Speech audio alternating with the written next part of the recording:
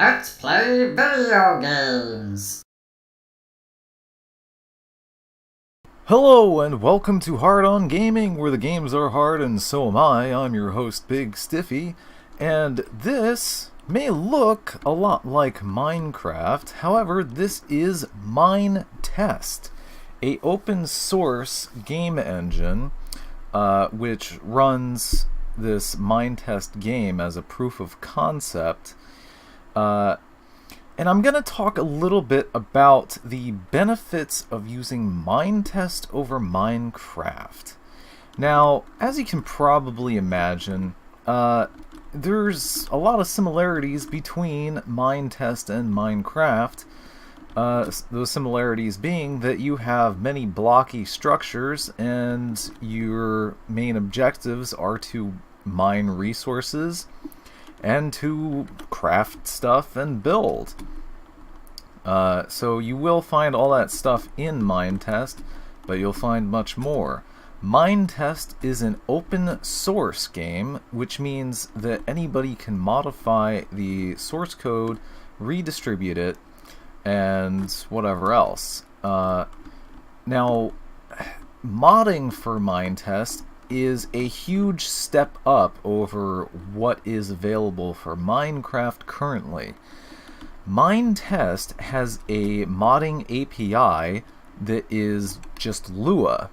Now, if you've ever used computer craft in Minecraft, Lua should be familiar to you. So all these mods in MineTest currently are done in Lua.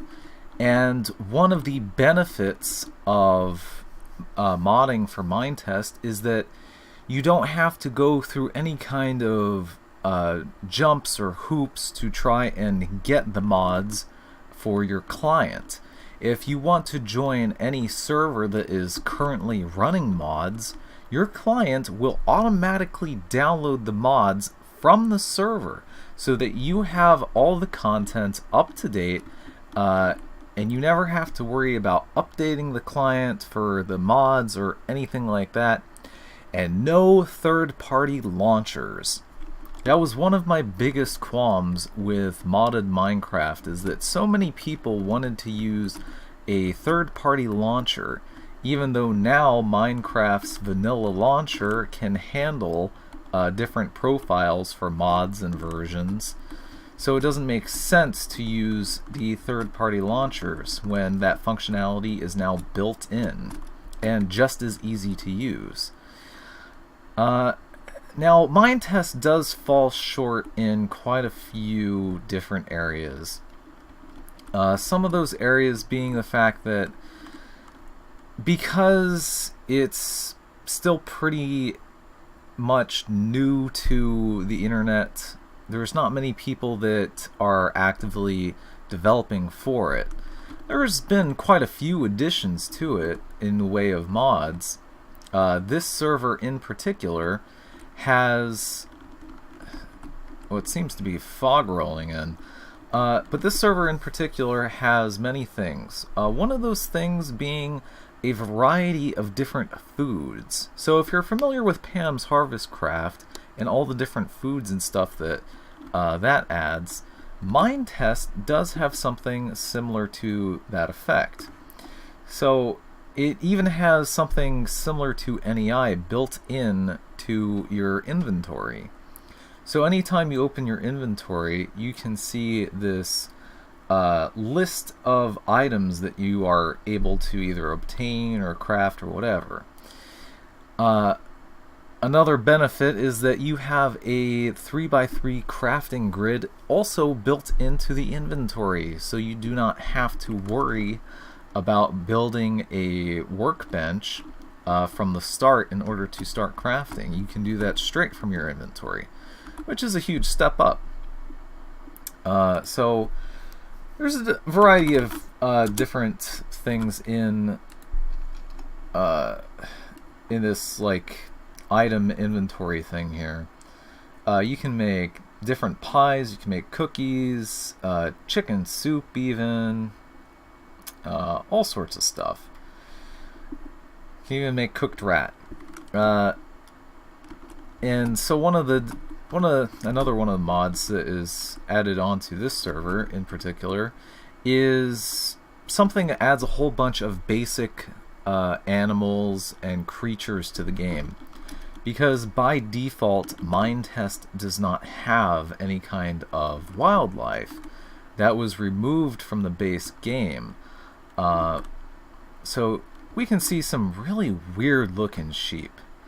Another one of my problems is the fact that some of the animals look super bizarre. So this here is a sheep. It sounds much like a goat when it bleats. We have a chicken here, and as one person pointed out to me, the chicken actually does look much like the Sphax texture pack.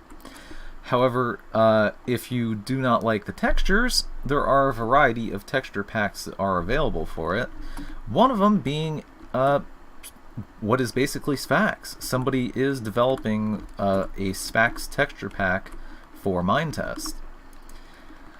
Another feature, which I don't know if this is part of the base game or just because of the mod that adds animals, you can pick up the smaller animals rather than having to herd them around. So a feature as small as that still is mind-blowing to me why we don't have something like that in Minecraft. So you can pick up a chicken, you can put it back down, and other small animals like chickens, you can pick up rats, you can pick up bumblebees, you might even be able to pick up fish. There's even fish on this server. So if I go over to the water here, it might be a little bit difficult to find them now that it's getting dark. Let's see, can I find any? Yeah, here we go. So here we have a little fish. I cannot pick it up though. If I click at that, black box comes up. So I don't know what that's doing. And that tree apparently is growing out of the water. But so far the mods that I have seen for this are absolutely mind-blowing. For as in-depth as what they are. We even have NPC villagers who will trade you things that are actually good. So you can buy locked chests, you can buy diamonds, you can buy these messy crystals, which is kind of like the equivalent of glowstone. All sorts of things. Stuff that would actually be worth getting. And you can even, I guess, hire assistants. So you can hire bodyguards and archers. So if I click on anything, make the selection, it'll tell me the price. So the price for a diamond is 40 iron lumps. Not really worth the price, I think. If I want a messy crystal, it looks like it's the same price. So there you go. There's all sorts of different stuff in this. It is actually quite incredible. But I definitely do not like the default textures. And some of the mods, it seems, could probably use some work too. As you can see, we got some torches here lighting up the place. However, they don't have a 3D model. They just have an animated PNG. Or an animated image. So it's two-dimensional, it's flat, it doesn't look that good. Now, however, I could use the default torches. Gotta put them into my inventory. So I can put a torch down, and now this lights up not as big of an area as these torches in particular, but they do have a 3D model, and they look a lot nicer. Unfortunately, these torches do not have varying model states. So if you put them on a wall, it doesn't look like you've put them on the wall. It looks like they're laying up against the wall, rather, instead of being mounted to it. course, you can make wall-mounted torches too. But there's all sorts of stuff. You can get coins from killing monsters. There's yetis, there's wild boars I saw, there's bears, all sorts of stuff. It's absolutely incredible. And I'm actually kind of wondering if I should do a series on this server. What do you think, audience? Would you like to see me play this MineTest game and do a series on it? There's, as far as I can see, there's tons of stuff. You even got decorative stuff like computers and keyboards and all sorts of stuff. There's so much content. I've not even covered like a fifth of how much stuff is currently on the server. So let me know in the comments section. Do you want to see a MineTest series? Do you want to see me explore with these different mods and find out what's here and what to do or whatever? But yeah, definitely, MineTest is definitely a step up from Minecraft, I think, in many respects. For one thing, MineTest is a game that is coded in C++. It does not store the world information in chunks like Minecraft does.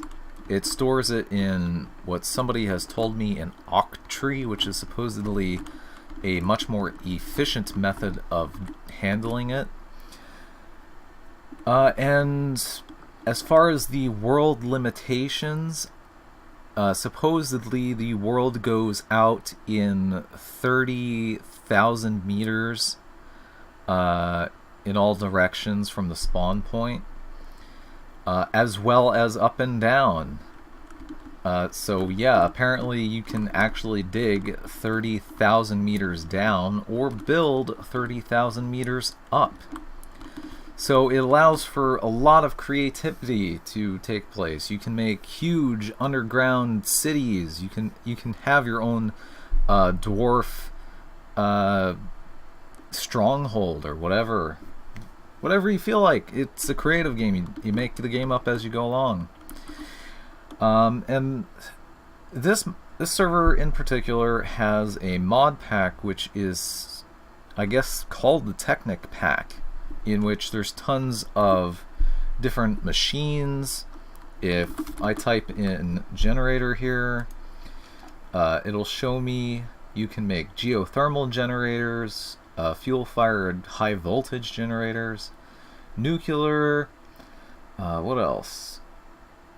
Hydro, solar arrays, more hydro, wind.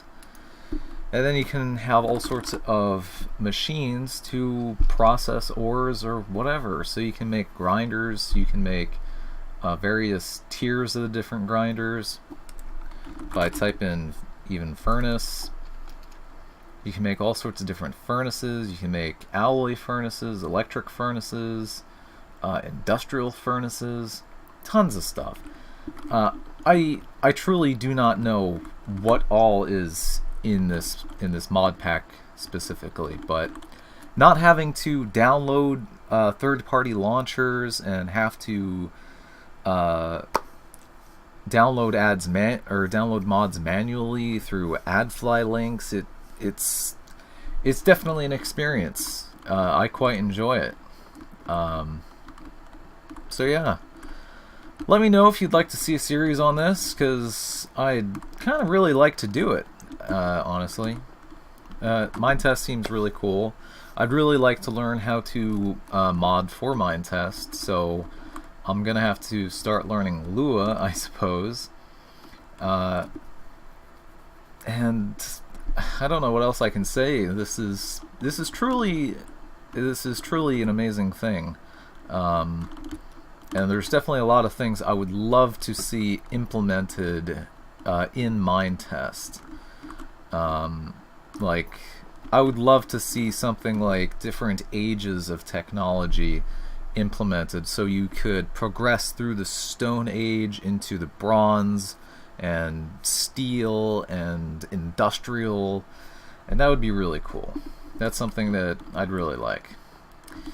So there you go, Internet. That's MineTest for you. A little information about it and modding and all sorts of other things. So let me know in the comments sections if you'd like to see the series.